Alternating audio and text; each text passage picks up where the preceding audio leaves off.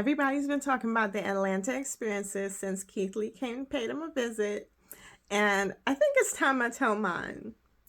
My restaurant wait in Atlanta was so long, I had enough time to break my whole foot, lay in the street for the ambulance, get to the hospital before my table was ready.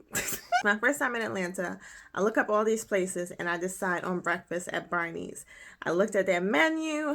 I saw they had spaghetti and fish, and it was this was back in March, so that was like soon after that creator Zacchaeus had been eating that spaghetti and fish. If that fish ain't fried hard, I don't want it. And I was like, I have to get me some spaghetti and fish. So my husband and I took the subway because we're visiting. We didn't rent a car. And we got down there. It's March. It's a little chilly. We get there. There's a line out the door. And there's a guy, and there's security. I had thought that these people were waiting to get a table. And so we were waiting outside. It wasn't a crazy line, but it was quite a wait. But then as I got up closer, I realized the people that was ahead of me that went in was coming back out. So when we got there, it was like, oh no, I'm just waiting to tell them I would like a table. And then the wait is even longer, which that's fine. It was a Saturday. But the thing about it is, what I realized, there's no place to wait. Like, you can't wait in the restaurant. And so when we got up there, the guy at the door was telling us, hey, are you from around here? We were like, no. He was like, okay, you don't have a car to wait in? I was like, no. He was like, okay, I'm going to tell you where you can wait. He tells us, and after we put our name down, they tell us it will be about 2.5 hours. Okay. So he shows us this area in the parking garage where we can go over there, and there's a bench, and it's kind of blocking some of the wind so we're not freezing. So I'm sitting there and I tell Anthony, like, Martin Luther King House is just a few minutes from here. It's going to be 2.5 hours. Why don't we go see what Martin been up to? And he's like, okay. So then I suggest, hey, let's rent one of these scooters, because on Google it's saying it's just 7 minutes ride on one of these scooters, and we'll have more than enough time.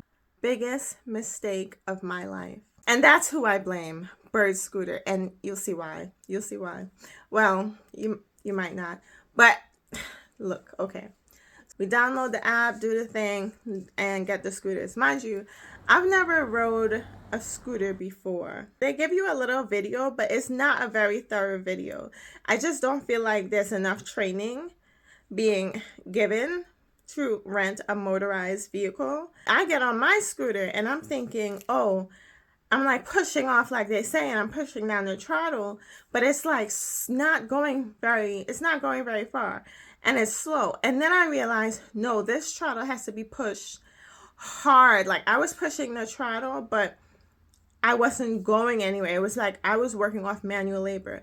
Finally, I get this to go, and I realize these things is fast. I'm terrified. I can already see in my head that this thing is dangerous. My husband's like, no, it's fine. He's like, I'm going to show you, make sure you know how to use it. So he posts me on the side and like shows me, like walks me through it. I'm able to do it. In my mind though, I'm thinking like, this is bad news. This is bad news. And I even pull out my phone and started vlogging. I hate this and I don't want to do it anymore. It's not fun. It's going too fast. We're still trying to make our way over to see Martin. Now we're turning right. We're going up this side street. And he's like, oh, this is a nice side street. You'll be able to be here uninterrupted. There's not a lot of cars. Okay. So I go up the side. She's like, when you go up, stop at the van. So I start first. He's after me. I'm going up the street, and then, now mind you, I've used it and I've stopped, dismounted off the scooter before. This time I'm going up the hill. It's a slight incline, and I'm pressing on the brakes, and it's not slowing down the way that it was slowing down before. And I'm thinking, like, I'm pressing the same way I was pressing before. And I'm like, it's not reacting the same. And I'm like, I don't want to just yank on this for it to send me toppling over. And then I get a head concussion and I'm dead. I'm getting to the intersection where the van is. And I'm like, I gotta do something. I jump off the scooter. As I hop off, my left foot goes under the flat metal base of the scooter and I start falling over. And I just feel my foot snap. I start screaming, help! Help me! Help! I'm laying in the middle, towards the middle side of the street, screaming. My husband sees me fall and jumps off his scooter, and he falls because he didn't even take the time to stop because he's just panicking from seeing me fall. And that's when I found out it's not like on TV. Like, when I started screaming, I thought people were just going to pour out and come help me. Like on TV, when you start screaming and people go, hey, what's wrong? Oh my gosh, are you okay? Nobody came. So then I started screaming, I'm dying! I'm dying! Because I'm dramatic. I'm dramatic. Now, I don't really know why I was screaming because at this point, my husband has gotten up from his fall. He has a phone and he's trying to call 911.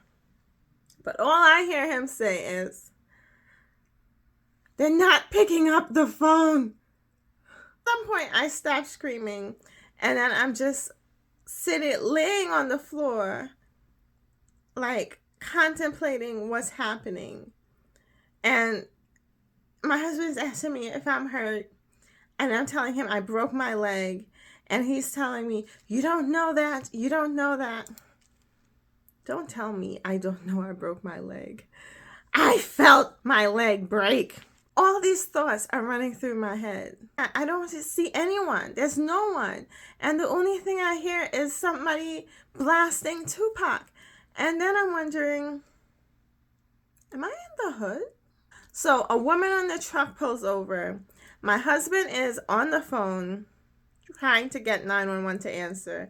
At this point, everything I say, I'm yelling. I'm just on 1,000. I don't know. So I'm like, where's the hospital? Where's the hospital? But nobody's talking to me. The woman in the truck is talking to my husband. And I'm like, I'm in so much pain. I'm in so much pain. And then I realized, like, oh my gosh, driving that scooter is hard work. I'm parched. And then I start screaming, I'm thirsty. I'm thirsty. With the same level of energy as I'm dying. Then my husband just hands me a juice box, which he must have gotten from the woman in the car. It's just so sweet. So I'm laying there. I poked the juice box, start drinking the juice, and then I'm thinking, what kind of juice is this? I remember trying to figure out what juice it was and looking at the box, but not able to read. Like, I don't know if the pain, like, I couldn't read and comprehend the words on the box. I drank it, and it was very good. 911 finally picks up the phone. I think I might have been in the hood because why would they take so long? The woman helps my husband with where we are because he didn't know. I think she took the phone at one point. And then I decide, no one's interacting with me. So I pull my phone out of my pocket and I put the video on and I start vlogging. I'm talking to myself. But I'm going to show y'all. I think I just needed to keep myself busy. Listen carefully to the first words out my mouth. She's black. Don't tell them I'm black. Oh God, they're never gonna come. Ah, my foot. Black. Ah.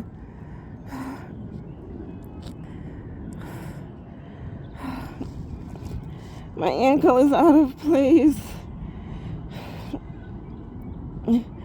Oh my God. How long? It shouldn't be long, baby. It shouldn't be long. I'm right here with you. I knew this was a bad idea. Huh? Oh God, this was a bad idea. I'm gonna miss my reservation. It's okay, baby. Oh God, I was gonna get spaghetti and fish. Ah! It's now, what, we going into November 2023? This happened in March, and I still have not gotten no spaghetti and fish. Finally, the ambulance comes. They want to know, what hospital do you want to go to? We don't know. We're not from here. They're like, oh, where you from? Maryland, Baltimore. Guy comes over to me, looks at me on the floor. Hey, welcome to Atlanta. They get me in the van. Both the 911, the ENT people, both of them hopped in the van. They both hit my foot as they came in. And on the way to the hospital, I was like, Anthony, do you think our table is ready? No lie. I was like, check my phone. Is our table ready? It wasn't ready. I had enough time to break my whole leg and get to the hospital before I got the message that my table was ready. But if y'all think Atlanta is a made-up place when it comes to restaurant, my hospital experience out of this world. I've never experienced anything like that, but I don't want to keep you on the phone all day. If y'all want to hear my experience at that hospital, let me know. I'll call you back, because look, Atlanta is not real, and I cannot wait to come back and finish my visit and get my spaghetti and fish.